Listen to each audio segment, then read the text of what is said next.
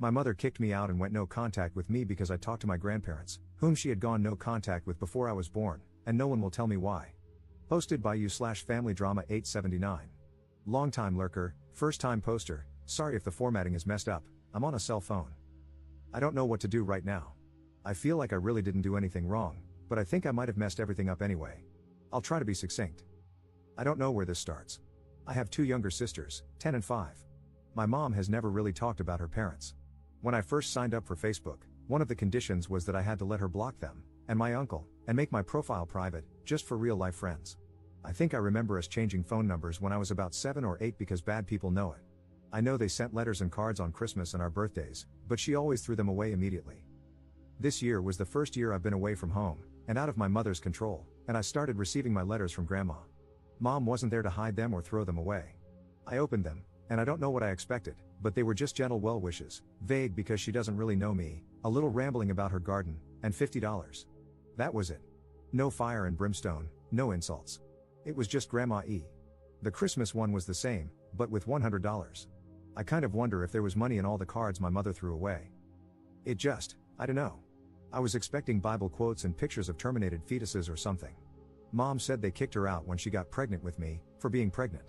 That's kind of all she's ever said about it, and it never occurred to me before to ask for more details. I know she stayed with her lifelong best friend's family, I'll call her Auntie Carol, until I was born, and she married my dad, Auntie Carol's brother, 4 years later when she was 20. That's really all I know. A few months ago, I got really bored and curious. Grandma's letters were pretty harmless and cute, and they were addressed to me. I'm an adult, I don't have to ask my mother for permission to talk to someone. I don't know why I feel so defensive, I didn't do anything wrong. I sent a message to, I'll call my mother's family Smith, Grandma Smith, and she responded within a day. She was excited to hear from me. Could we meet? She'd like to introduce me to my grandfather and uncle. I said sure, why not? Because, well, why not? They don't live that far away, which surprised me. They're about 50 miles from my school and 80 miles from home. I met them, and they were just people. We didn't have anything in common. They aren't voting for Trump, so they're not that brand of old white people. My uncle looks just like my mother but balding. It was nice to meet family I didn't know before, but it wasn't a revelation. I asked about what happened with my mother, and Grandpa Smith said they would have helped her with the baby, but she had too much pride. Later, when it was just me, Grandma Smith, and my Uncle John, Grandma Smith said it was because my mother was disrespectful and promiscuous in their house. Uncle John said they kicked her out, but both Grandma and Grandpa said she ran away to be with my dad. That was when I started feeling weird about the whole thing. I asked again in front of all of them, and then they all agreed that she ran away. I didn't want to start a fight or anything, so I left it at that. I went back to school and promised to keep in touch. Which brings us to now. I was home for spring break, and I brought up this whole situation today with my mother because, at this point, I just want answers about why we never talked to these perfectly normal people all my life and what really happened between them. And my very calm, very intelligent mother completely flipped her crap. She started yelling, "Why would you do that? What do you mean you were in their house?" My youngest sister started crying because of all the shouting, and my dad took them upstairs. My mom calmed down a bit and started trying to make me promise never to talk to them again. I wouldn't, because she still won't say what happened, if anything. She said that I had to go, and if I wouldn't cut all contact with them, then I'd never talk to her or my sisters again. I stood my ground because I'm not going to excommunicate someone without knowing why. She said that I needed to leave, now. So I left, and that's that. I'm back at school. My dad won't answer the phone, and I'm blocked on my mother's Facebook. I called Auntie Carol, and I barely got 2 words out before she said, "Why would you do that? You need to work it out with your mother," and hung up. I don't know what to do. No question, if I had to choose, of course, I'd choose my mom, dad, and sisters over the grandparents and uncle I barely know, but I don't think I should have to. I don't know why my mother is being so extreme about this.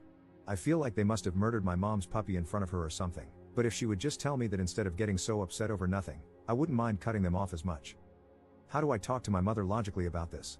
Relevant comments. Commenter. My mother-in-law has a huge aquarium, 4 adorable birds, and 2 sweet tiny dogs. She knits, crochets, quilts, and bakes. She also regularly beat the crap out of my husband growing up, abandoned him with other family for 5 years, and neglected him so she could gamble. He often went weeks without food. My nanny bakes, goes to yard sales, and makes the best ribs. She also beat the crap out of my mom and all her siblings growing up and drank like crazy.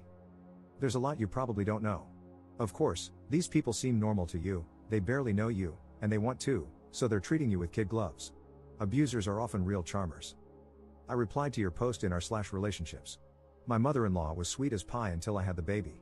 Then I became a family member, and a prime target for her controlling and verbally abusive ways.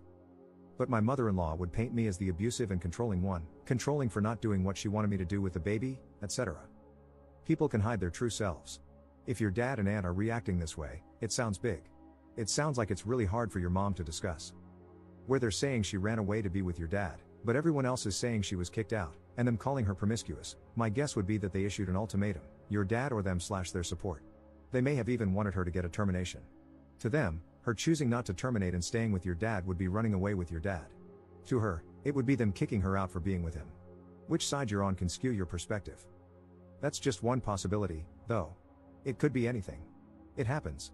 It happened to my close friend at 17, she moved in with her boyfriend. I feel like you potentially approached this the wrong way, maybe a bit confrontational? Why aren't these completely normal people in my life? Would put her on the defensive quickly.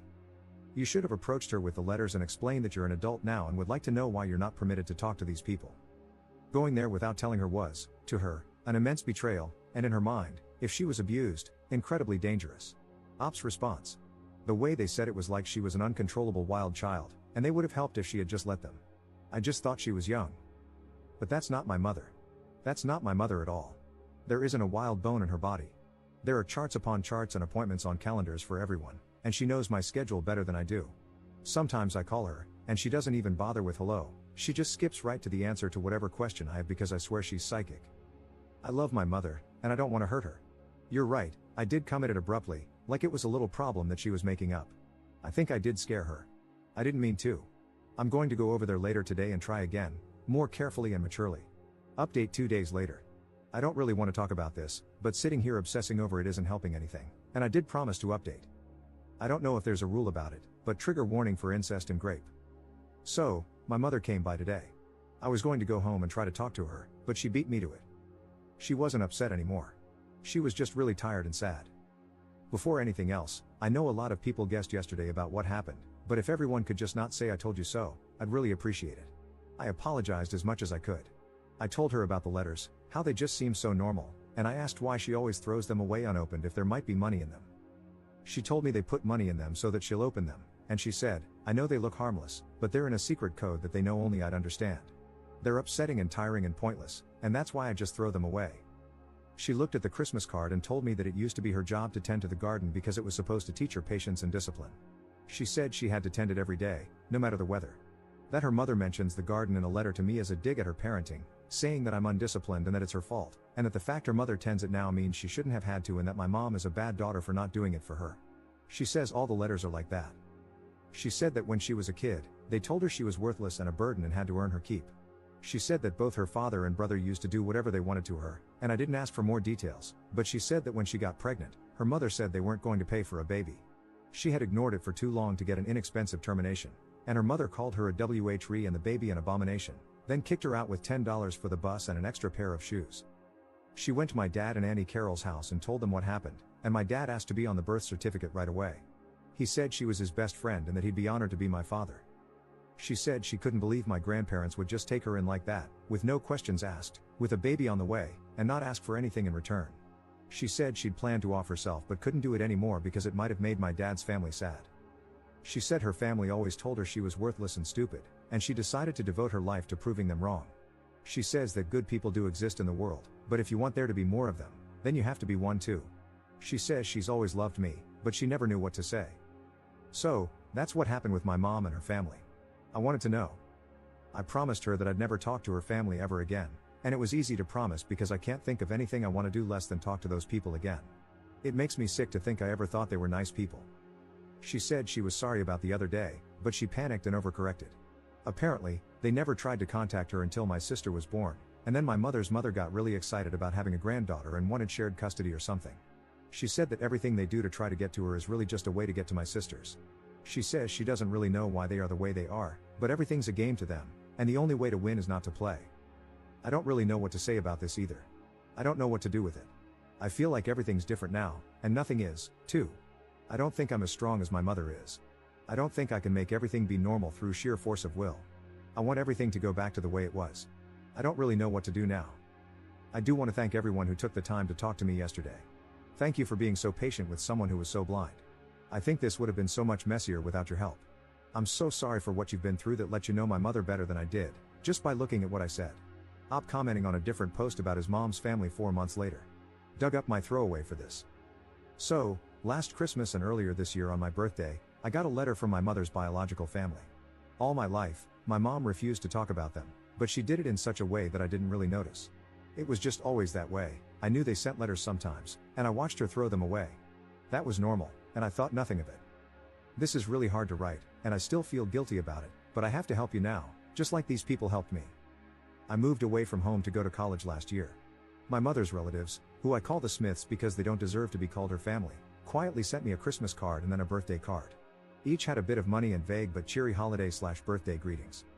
No one had told them I'd moved out, which school I was going to, or what dorm room I was in. I don't know how they knew my birthday. I didn't think about any of that then. Hell, this is hard. This was never a 5-alarm situation in my house growing up. My mother never said they were dead, she just calmly made sure that none of us had any contact with them. I don't know what I thought had happened, I just never questioned it before. I'm stalling.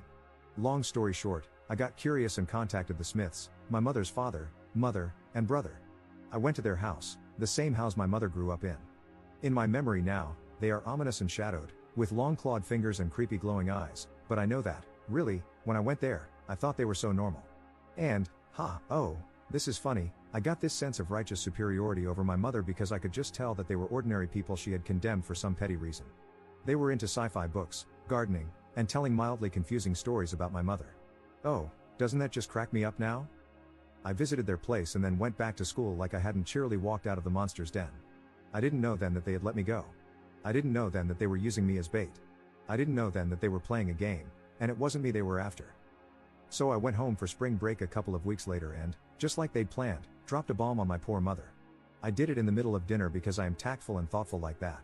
My mother, who is the calmest, most put-together person you'll ever meet, started hyperventilating and talking in this high-pitched screech. We scared my little sisters, and my mother begged me, on a loop, like she couldn't do anything else until I agreed, not to go there ever again. I, of course, was steady in my knowledge that my 2 letters and 1 3-hour visit definitely trumped her 16 years of being their daughter/sister. And they'd seem so normal to me. They had a garden, after all. When I wouldn't agree never to see them again, my mother told me I had to go and not ever come back. I left and went back to school feeling wronged, very confused, and with a deep, sinking something in the pit of my stomach that I couldn't identify and tried to ignore because I was so sure I was right.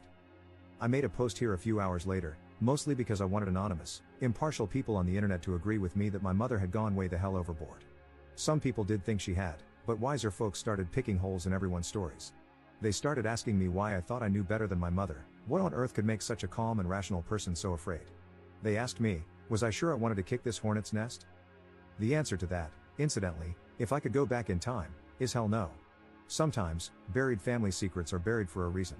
I've already written a novel here, and to be honest, I'm still kind of messed up because of this whole fiasco, but the short of it is that there was physical, emotional, and SA going on in that household, and my mother only barely got out of there alive.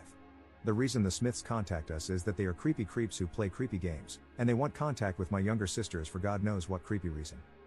The thing, though, the whole reason I wrote this all out again, is that the Smiths, and people like them, seem normal. They fooled me, my mother's son.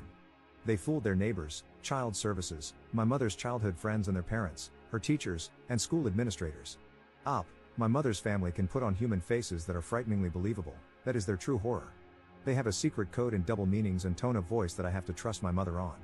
She said that her mother once said, in the middle of a party, in front of all the ladies, "Your skirt is too short," and that meant her father would be graping her that night. But no one else knew their family code, so they could say things like that with no one the wiser, and no one would ever believe her. My mother's relatives are monsters. They're monsters.